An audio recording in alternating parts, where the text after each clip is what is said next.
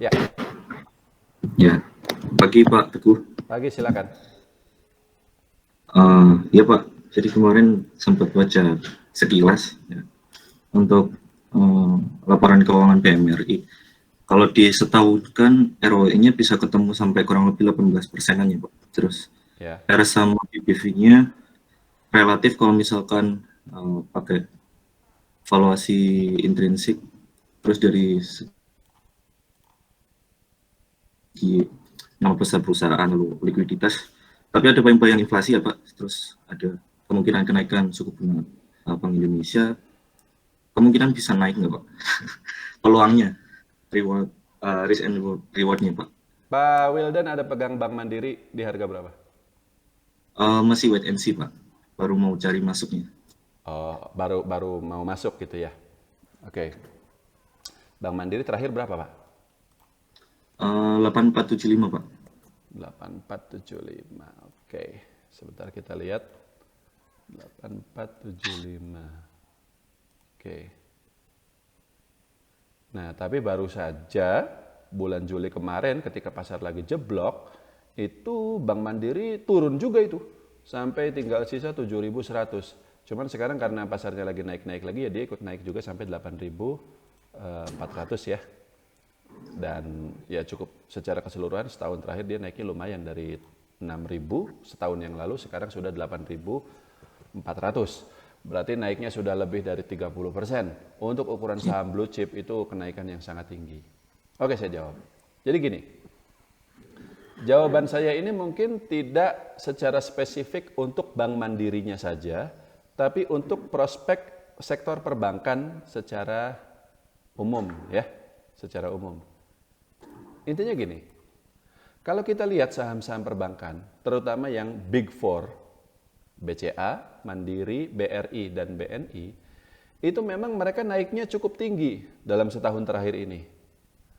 Ya cuma kalah dibanding kenaikan saham batubara. Tapi untuk ukuran saham blue chip, kenaikan mereka itu jauh lebih tinggi dibanding saham-saham blue chip yang lain. Astra misalnya, atau misalnya Telkom, ya itu juga naik juga, tapi Bank BCA dan kawan-kawan naiknya lebih tinggi lah. Kenapa begitu? Karena satu, kinerjanya memang pada tahun 2022 ini sudah pulih. Seiring dengan pemulihan ekonomi. Saya sering ngomong Pak, pada tahun 2020 kemarin kan kita resesi ya karena pandemi. 2021 kita sudah pemulihan tapi belum kembali seperti sebelum pandemi. Ibaratnya ginilah, tahun 2020 duit kita tahun 2019 duit kita 1.000.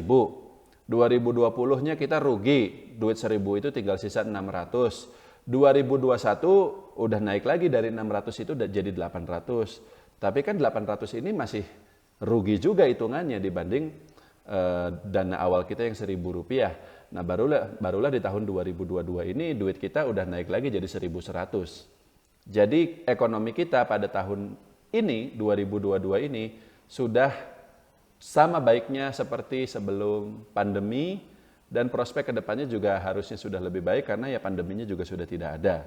Sebenarnya begitu. Tapi di sisi lain itu bukan tanpa adanya efek samping. Ya, pertumbuhan ekonomi kita efek sampingnya apa? Inflasi. Kalau inflasi tinggi ya BI rate harus dinaikkan. Tapi kalau BI rate naik ya pertumbuhan ekonomi kita mungkin akan melambat. Jadi ada dua sisi gitu ya. Nah, jadi tapi balik lagi karena ekonomi kita sekarang sudah pulih dan sudah sama baiknya seperti sebelum pandemi, ya saham-saham perbankan kita, ya otomatis banyak investor masuk.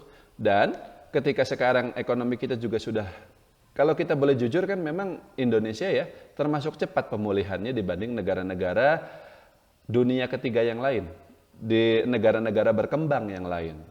Nggak usah kita bandingkan dengan Sri Lanka atau Turki yang sekarang lagi krisis. Dibanding negara-negara di ASEAN saja kita ini cukup cepat pulihnya setelah krisis resesi tahun 2020 kemarin. Jadi dana asing itu Pak, dari Amerika, dari mana, itu banyak masuk ke kita. Net buy kita saat ini sudah lebih dari 60 triliun rupiah.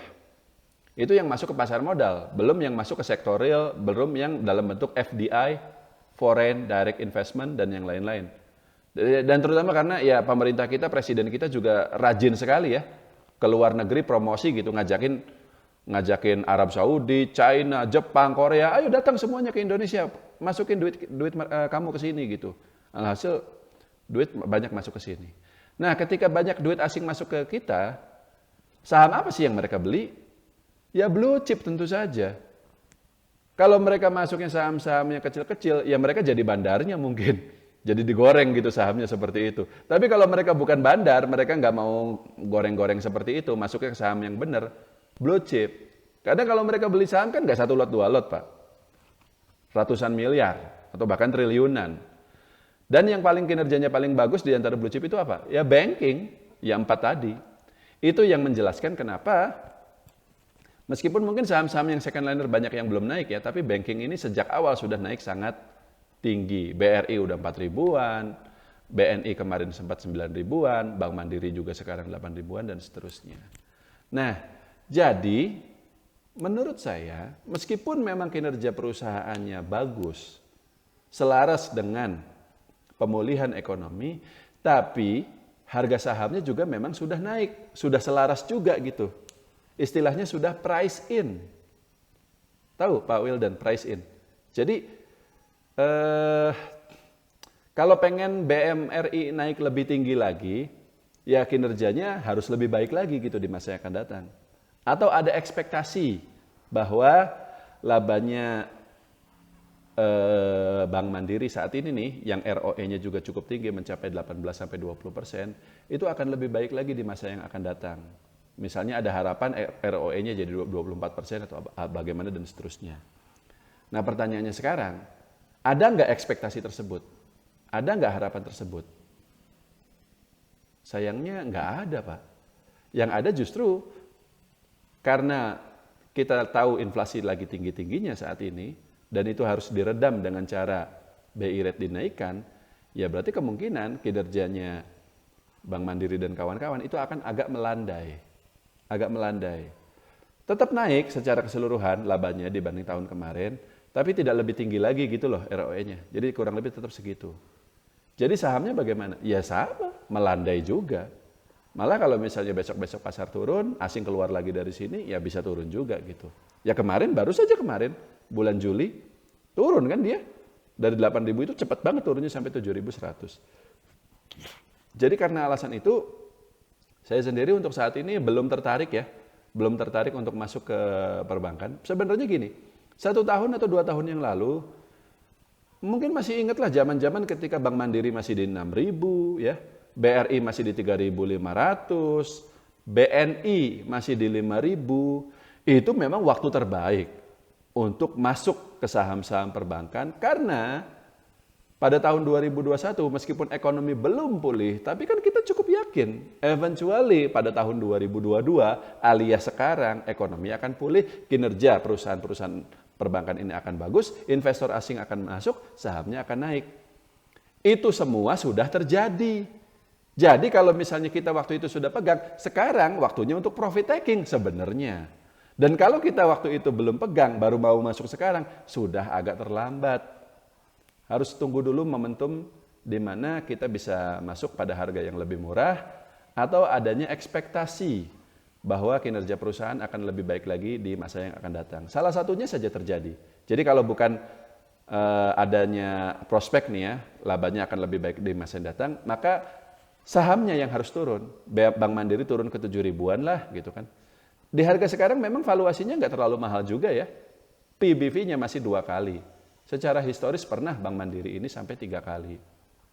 Tapi ya sentimennya gitu, apa gitu yang bisa mendorong Bank Mandiri naik lebih tinggi lagi. Sedangkan ya asing juga sudah masuk cukup banyak ke sini. Jadi agak susah mengharapkan mereka masuk lebih banyak lagi gitu. Cukup Pak Wildan? Cukup Pak, terima kasih. Oke, terima kasih ya.